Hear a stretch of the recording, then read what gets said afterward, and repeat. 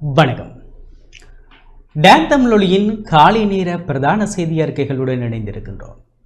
செய்திகள் வாசிக்கும் நான் ரவீந்திரன் நிர்மல். முதலில் உள்நாட்டு செய்திகள். கொழும்பு துப்பாக்கிச் சூட்டு சம்பவத்துக்கு உதவி புரிந்தார் என்ற குற்றச்சாட்டில் ஒருவர் கைது செய்யப்பட்டுள்ளார். கொழும்பில் இடம்பெற்ற துப்பாக்கிச் சூட்டு சம்பவத்துக்கு உதவி புரிந்தார் என்ற குற்றச்சாட்டில் யாழ்ப்பாணம் உடுவிலை சேர்ந்த ஒருவர் கைது செய்யப்பட்டுள்ளார். யாழ்ப்பாணம் மாவட்ட குற்றத்தடுப்பு பிரிவு போலீசாருக்கு கிடைத்த தகவலுக்கு அமைய குறித்த கைது நடவடிக்கை முன்னெடுக்கப்பட்டது. குறித்த சந்தேக நபர் காரில் பயணித்த போது கைது செய்யப்பட்ட நிலையில் காரில் இருந்து வாள் 5000 வரையான போதை மாத்திரைகள் என கைப்பற்றப்பட்டதுடன் சந்தேக நபர் பயணித்த கார் போலி இலக்கத்தகடு கொண்ட கார் என போலீஸ் விசாரணையில் கண்டறியப்பட்டது. கொட்டாஞ்சேனை துப்பாக்கிச் சூட்டு சம்பவத்தில் ஈடுபட்டவர்களுக்கு வாகன உதவி புரிந்தார் என்ற அடிப்படையில் கைதான குறித்த நபருக்கு யாழ்ப்பாணத்தில் இயங்கும் வன்முறை கும்பல்களுடன் தொடர்புள்ளதாக போலீசார் தெரிவித்தனர். சந்தேக நபரிடம் விசாரணைகளை மேற்கொண்டுள்ள குற்றத்தடுப்பு பிரிவு போலீசார் யாழ்ப்பாண நீதிமன்றத்தில் முற்படுத்திய பின்னர் கொழும்பு விசேட போலீஸ் குழுவினரிடம் ஒப்படைக்கப்பட உள்ளனர். இதேவேளை கொட்டாஞ்சேனை துப்பாக்கிச்சூட்டு சம்பவம் தொடர்பில் அண்மையில் யாழில் கைது செய்யப்பட்ட மூவரும் கொழும்பில் இருந்து வந்த விசேட போலீஸ் குழுவால் மேலதிக விசாரணைக்காக கொழும்புக்கு அழைத்துச் செல்லப்பட்டனர்.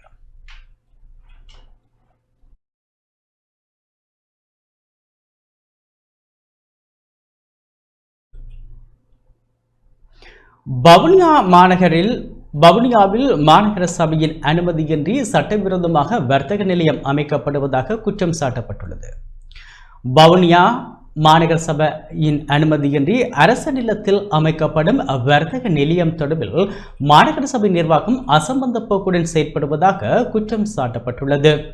வவுனியா நகர பகுதியில் உள்ள அரச காணியில் முறையான அனுமதி இன்றி சிறிதாக அமைக்கப்பட்டிருந்த வர்த்தக நிலையம் ஒன்றை பெரிதாக கட்டும் நடவடிக்கை கடந்த சில தினங்களாக மேற்கொள்ளப்பட்டு வருகின்றது.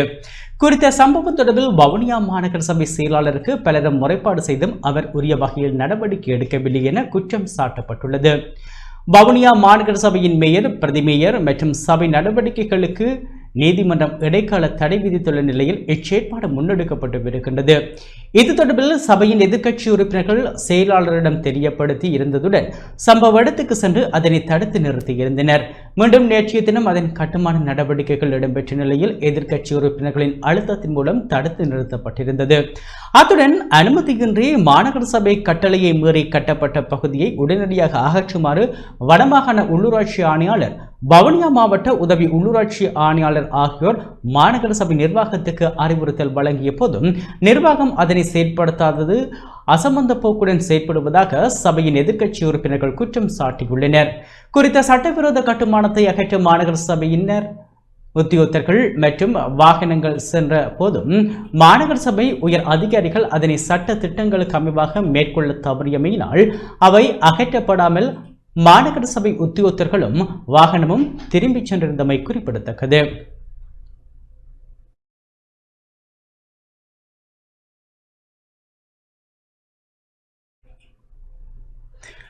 மன்னாரில் நேற்றிரவு தீப்பந்த எழுச்சி போராட்டம் முன்னெடுக்கப்பட்டது. மன்னார் மாவட்டத்தில் காற்றாலை மின் கோபுரங்கள் அமைப்பதற்கு எதிராக முன்னெடுக்கப்பட்டு வரும் போராட்டம் நேற்றுடன் 100வது நாளை எட்டியுள்ள நிலையில் நேற்றிரவு 7:30 மணியளவில் தீப்பந்த எழுச்சி போராட்டம் முன்னெடுக்கப்பட்டது. போராட்ட குழுவின் ஏற்பாட்டில் அருத்தந்தை மார்க்கஸ் அடிகளார் தலைமையில் ஆண்கள், பெண்கள் மற்றும் போராட்டக்குழு உறுப்பினர்கள் என பலர் தீப்பந்த போராட்டத்தை முன்னெடுத்தனர். வாழ்விடங்களையும் நாட்டின் வளத்தையும் பாதுகாத்து எதிர்கால சந்ததியிடம் கையளிக்கும் மாபெரும் வாழ்வுரிமை சாத்வீக போராட்டம் நேற்றுடன் 100வது நாளை எட்டிய போதும் போராட்டம் தொடரும் என ஏற்பாட்டாளர்கள் தெரிவித்துள்ளனர். போராட்டத்தினுடைய இந்த 3 கோரிக்கைகளும் நிறைவேறும் வரை இந்த போராட்டம் நடைபெறும் என்பதை நாங்கள் இந்த இடத்துல உறுதியாக சொல்லிக் கொள்வதோடு, நாங்கள் சட்ட ரீதியாக நாடி இருக்கின்ற முயற்சிகள் வெகு விரைவில் வெற்றி அடைகின்ற பொழுது இந்த போராட்டம் தொடர்பு பற்றி மக்களோடு கலந்துரையாடி முடிவெடுக்கப்படும். ஆனால் இதுவரை எங்களுடைய மாண்புமிகு மதிப்புக்குரிய ஜனாதிபதியிடம் இருந்து எங்களுக்கு இந்த போராட்டத்துக்கு மதிப்பு கொடுத்து உரிய மரியாதைக்கான பதில் எதுவும் எங்களுக்கு கிடைக்கவில்லை என்பதை கவலையோடு தெரிவித்துக் கொள்வதோடு, எங்களுடைய மக்களுடைய எதிர்கால வாழ்வை காத்துக் கொள்வதும் பாதுகாப்பதும் அதை வருங்கால சந்தையில் கொடுக்கின்ற இந்த மாபெரும் புனித போராட்டத்தில் நாங்கள் தொடர்ந்து செய்து கொண்டிருக்கும். இந்த போராட்டமானது எல்லா இடங்களும் தீப்பந்து போராட்டமாக ஒவ்வொரு இடமாக தொடர்ச்சியாக நடைபெற இருக்கிறது. ஆகவே எங்களுடைய மாண்புமிகு ஜனாதிபதி அவர்கள் உரிய நடவடிக்கை எடுக்கும் பட்சத்தில் இந்த போராட்டத்தினுடைய முடிவு அமைந்திருக்கும். நாங்க மாண்புமிகு ஜனாதிபதி அவர்களுக்கு தெரிவிப்பது, காற்றாலை திட்டம் இனிமேல் நடைபெறாது என்று அறிவித்திருக்கின்றீர்கள், அதற்கு நன்றி. ஆனால் இந்த 14 காற்றாலையும் எங்களுக்கு வேண்டாம். தயவு செய்து அந்த காற்றாலை திட்டத்தையும் நீங்கள் இல்லாமல் ஆக்கினால் மன்னார் மக்கள் சந்தோஷப்படுவார்கள். ஏனென்றால் எங்களை மன்னார் சிறிய தீவு, இந்த சிறிய தீவுக்குள்ள இவ்வளவு காற்றாலையில கொண்டு வச்சா எங்களோட நீர் வெள்ளம், மழை நீர், இப்ப மழை காலம், இப்ப எல்லா மன்னார் மக்களுக்கும் அலுவலல் தான் வருது வெளியில. ஏனென்றால் இந்த மன்னாருக்கு மழை வெள்ளம் வெள்ளம் வெளியில வழிந்தோட வாய்க்கால்கள் இல்லை. அந்த வாய்க்கால் வழிகளை எல்லாம் இந்த காற்றாலையானது தனக்குள்ளே அவ்வளவு தூரத்துக்கு பாதிப்பை ஏற்படுத்தி கொண்டிருக்கிறது. மன்னார் மக்கள் இவ்வளவு பாதிப்புக்கு உள்ளார். காற்றாலை வேண்டாம், தயவு செய்து காற்றாலை திட்டம் எங்களுக்கு வேண்டாம். மன்னார் தீவுக்குள்ள காற்றாலையோ மண் அகழ்வோ எடுக்காமல் இருக்கணும் என்று நாங்க எதிர்பார்க்கிறோம். இந்த 14வது காற்றாலையும் எங்களுக்கு நிப்பாட்டி தர வேண்டும் என்று நாங்கள் உங்களிடம் தாழ்மையா கேட்டுக்கொள்கின்றோம். நாங்கள் போராடுவது இந்த 14 காற்றாலையை முதல் மன்னார் மாவட்டத்திலே இருந்து வெளியே கொண்டு போக வேண்டும் என்று, எதிர்காலத்தில் வருகின்ற காற்றாலையை நிறுத்தியதுக்காக ஜனாதிபதி அவர்களுக்கு நாங்கள் மனமார்ந்த நன்றிகளை கூறிக்கொள்கின்றோம். ஆனாலும் இந்த 14 காற்றாலைகளை மன்னாருக்கு வெளியே கொண்டு செல்லுமாறு தாழ்மையுடன் கேட்டு நிற்கின்றோம். படுகொலை செய்யப்பட்ட மாமனிதர் ரவிராஜின் இடம் நிரப்பப்படவில்லை என நாடாளுமன்ற உறுப்பினர் மான ஜெகதீஸ்வரன் தெரிவித்துள்ளார். படுகொலை செய்யப்பட்ட மாமனிதர் ரவிராஜின் இடம் நிரப்பப்படவில்லை எனவும், நாடாளுமன்றத்தில் அனைவரும் ஒழுக்கமாக நடந்து கொள்ள வேண்டும் எனவும் தேசிய மக்கள் சக்தியின் வெண்ணி மாவட்ட நாடாளுமன்ற உறுப்பினர் மான ஜெகதீஸ்வரன் தெரிவித்துள்ளார். நேற்றைய நாடாளுமன்ற அமர்வில் இவ்வாறு குறிப்பிட்டார். பாராளுமன்ற உறுப்பினர் மாமனிதர் நடராஜா ரவிராஜ் அவர் இந்த உலகை விட்டு சென்று 19 வருடங்கள் ஆகின்றன. இதே தினத்தில் தமிழ் மக்களின் குரலுக்காக எந்தவித எதிர்பார்ப்புமின்றி தனது அதிகாரத்தையோ தனது வரப்பிரசாதங்களையோ எந்தவித ஊழல் மோசடிகள் அற்ற வகையிலே தமிழ் மக்களின் குரலாக ஒலித்த அந்த மாமனிதர் ஒரு சிறந்த ஒரு அரசியல்வாதிக்கு இலக்கணமாக காணப்படுகின்றார். இன்று வரை அவ்வகையான ஒரு சிறந்த மனிதனுடைய இடம் நிரப்பப்படவில்லை. இந்த சபையிலே எவ்வாறு நடந்து கொள்ள வேண்டும் அல்லது எவ்வாறு நாங்கள் வார்த்தை பிரயோகங்களை செய்ய வேண்டும் என்பதற்குரிய ஒரு வரைமுறைகள் இருக்கின்றன.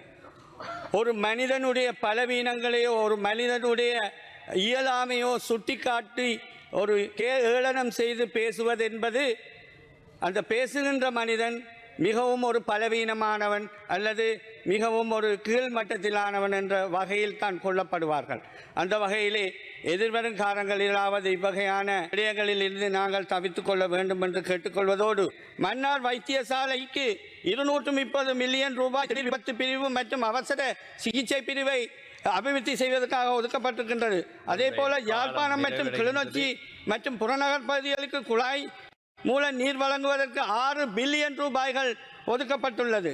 அதே போல முருங்கன் சிலாவத்துறை பாதை அகலமாக்குவதற்கும் மாங்குளம் பாதை அகலமாக்குவதற்கும் ஆவரங்கால் தொண்டமானாறு வீதி புனரமைப்பதற்கும் ஜாழ்ப்பாணம் பொன்னாலை வீதி புனரமைப்பதற்கும் பல்வேறு விடயங்களுக்கு நாங்கள் வடக்கு மாகாணத்துக்கு எமது அரசாங்கம் நிதியை ஒதுக்கி இருக்கின்றது. அது மட்டுமில்லாமல் வடக்கு மாகாணத்துக்கு முதல் முறையாக 1285 மில்லியன் ரூபாயில் மன்னார் மற்றும் யாழ்ப்பாண மாவட்டங்களில் கடல் அட்டை குஞ்சுகளை வளர்ப்பதற்காக நெக்டா நிறுவனத்துக்கு ஒதுக்கப்பட்டிருக்கின்ற இந்த விடயத்தையும் இவரிடத்திலே கூறிக்கொள்ள விரும்புகின்றேன். கடவுச்சீட்டு மோசடி தொடர்பில் பெக்கோ சமனின் மனைவி நேற்று வவுனியா நீதிமன்றத்தில் ஆஜர்படுத்தப்பட்டார்.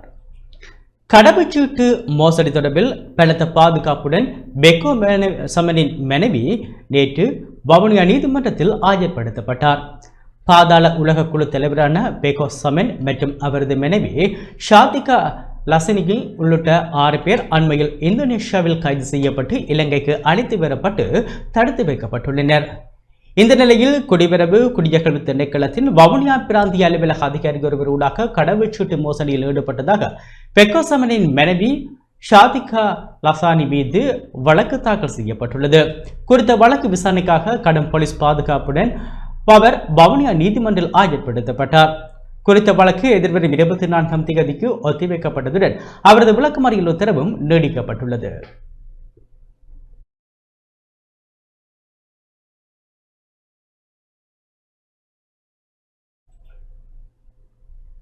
பருத்தித்துறை நகரசபை செயலாளர் தன்னிச்சையாக செயற்படுவதாக யாழ்ப்பாணம் பருத்தித்துறை நகரசபை தவிசாளர் வின்சென்ட் டி போல் டக்ளஸ் போல் தெரிவித்துள்ளார். பருத்தித்துறை நகரசபை செயலாளரின் தன்னிச்சையான செயற்பாடுகளால் சபை நடவடிக்கைகள் பாதிக்கப்படுவதாகவும் கொள்வனவு செய்யப்படும் பொருட்களில் மோசடிகள் இடம்பெறுவதாகவும் யாழ்ப்பாணம் பருத்தித்துறை நகரசபை தவிசாளர் வின்சென்ட் டி போல் டக்ளஸ் போல் தெரிவித்துள்ளார். நேற்று பருத்தித்துறை நகரசபை மண்டபத்தில் இடம்பெற்ற ஊடக சந்திப்பில் இவ்வாறு குறிப்பிட்டார். அந்த விடயத்தில் பொது சுகாதார உத்தியோகத்தருக்கு அந்த அதிகாரங்கள் கையளிக்கப்பட்டிருக்கின்றது. செயலாளர் தன்னிச்சையாக பணியாளர்களை வழிநடத்துகின்றார். அண்மையில் பருத்தித்துறை மேக்கரை மார்க்கெட்டில் 7 பணியாளர்கள் வெள்ள நீரை வெளியேற்றுவதற்காக அனுப்பப்பட்டிருக்கப்படுறது. அது கூட பொது சுகாதார உத்தியோகத்தருக்கு தெரியாது. இப்படியான பல பிரச்சனைகள் இங்கு நடைபெற்று கொண்டிருக்கின்றது. தன்னிச்சையாக தான்றோன்தனமாக தான் நினைத்த பாட்டிலே இந்த சபையை நடத்தி கொண்டிருக்கிறார். நான் தலைவர் என்ற ரீதியில் இது சம்பந்தமாக உதவி ஆணையாளர் மற்றும் ஆளுநர் அவர்களுக்கு முறையிட்டிருக்கிறார். உத்தியோகத்தர்மார்களே யோசித்து கொண்டிருக்கிறார்கள் ஆற்ற இதுக்கு செயற்படுறது. அப்படியான நிலைமை தொடருமாக இருந்தால் பாரிய பின்னடைவுகள் இங்கே ஏற்படும் என்று கூறிக்கொள்ள விரும்புகிறேன். சபையில் எடுத்த தீர்மானங்கள் என்னது மேற்பார்வை இல்லாமல் மேலிடங்களுக்கு அனுப்பப்பட்டு கொண்டிருக்கின்றது.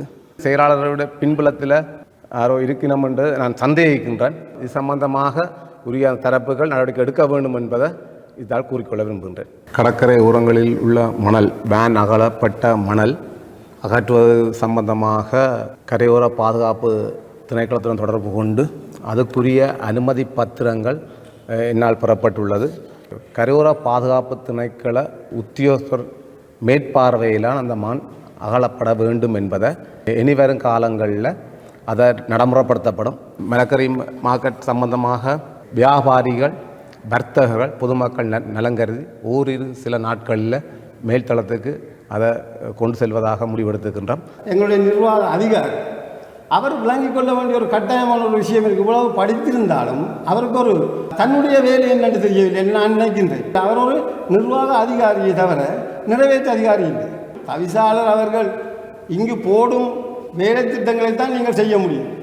நீங்கள் அதுக்கு எதிரான வேலை திட்டங்களை செய்வதை உண்மையாக ஒரு மிக மிக ஒரு படிப்பறிவு இல்லாத செய்யும் ஒரு செயலாகத்தான் நான் கணிக்கின்றேன். யாழ்ப்பாணம் கரவட்டி பகுதியில் கிணற்றில் தவறி வீழ்ந்த சிறுவன் ஒருவன் உயிரிழந்துள்ளார். யாழ்ப்பாணம் வடமராட்சி துன்னாலை வடக்கு கரவட்டி பகுதியில் வீட்டு கிணற்றில் தவறி வீழ்ந்து 4 வயது சிறுவன் ஒருவன் உயிரிழந்துள்ளார். அதே பகுதியை சேர்ந்த அருண்நேரு அஸ்வந்த் என்ற சிறுவன் உயிரிழந்துள்ளான். நேற்று காலை சிறுவன் வீட்டில் தந்தையுடன் இருந்த நிலையில் தந்தை உறக்கத்தில் இருந்து கண் விழித்த போது சிறுவனை காணாது தேடியுள்ளார். கிணற்றுக்குள் சிறுவன் காணப்பட்ட நிலையில் உடனடியாக மீட்கப்பட்டு பருத்தித்துறை ஆதார வைத்தியசாலைக்கு கொண்டு செல்லப்பட்ட போதும் சிறுவன் ஏற்கனவே உயிரிழந்து விட்டதாக தெரிவிக்கப்பட்டது. பருத்தித்துறை திடீர் மரண விசாரணை அதிகாரி திருமதி ஆண்ட்ரா வின்சென்ட் மரண விசாரணையை மேற்கொண்டார். அதன் பின்னர் சடலம் பெற்றோரிடம் ஒப்படைக்கப்பட்டது.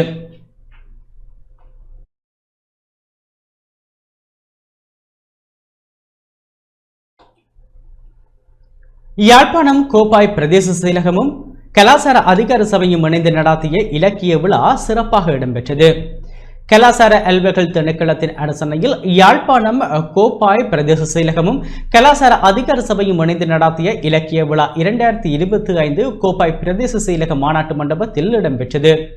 கோப்பாய் பிரதேச செயலாளரும் கலாசார அதிகார சபை தலைவருமான ஈனா தயாரூபன் தலைமையில் இடம்பெற்ற நிகழ்வில் பிரதம விருந்தினராக யாழ்ப்பாண பல்கலைக்கழக உயர் பட்டப்படிப்புகள் பீட பீடாதிபதி தீனா வேல் நம்பி பங்கேற்றார். சிறப்பு விருந்தினராக யாழ்ப்பாணம் மாவட்ட கலாசார உத்தியோகத்தர் ஈனா கிருஷ்ணகுமார் பங்கேற்றார். இதன்போது கதை கூறல், நாட்டார் பாடல், கவியரங்கம் உள்ளிட்ட பல கலை நிகழ்வுகள் இடம்பெற்றன. நுண்கலை பீட சிரேஷ்ட விரிவுரையாளர் சத்திய பிரியா கஜேந்திரனின் நெறியாள்கையில் நீர்வையூர் பொன் சக்தி கலாகேந்திரா மாணவர்களின் நாட்டிய அர்ப்பணம் மற்றும் மயில் நடனம் என்பன இடம்பெற்றன. தேசிய பிரதேச இலக்கிய போட்டியில் வெற்றி பெற்ற மாணவர்கள் மற்றும் திறந்த பிரிவினருக்கான சான்றிதழ் வழங்கி வைக்கப்பட்டன. அந்த வகையில் கோப்பாய் பிரதேச செயலகம் நடத்திய முதல் இலக்கிய விழா சிறப்பாக நிறைவு பெற்றது.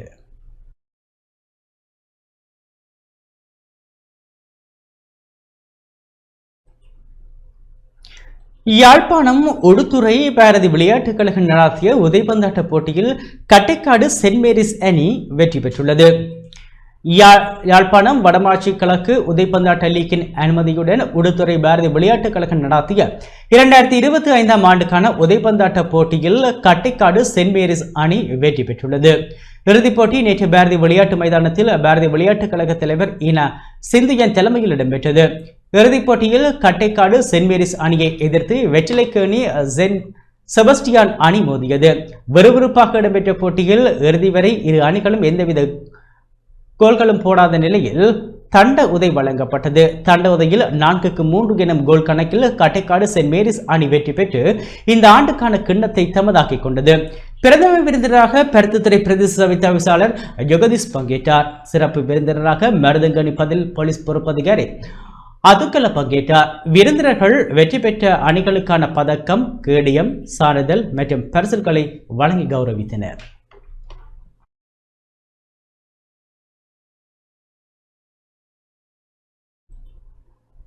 தொடர்வது உலக செய்தி.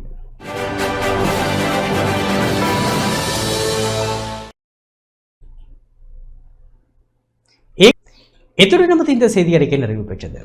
தொடர்ந்தும் எமது நிகழ்ச்சிகளுடன் இணைந்திருங்கள். வணக்கம்.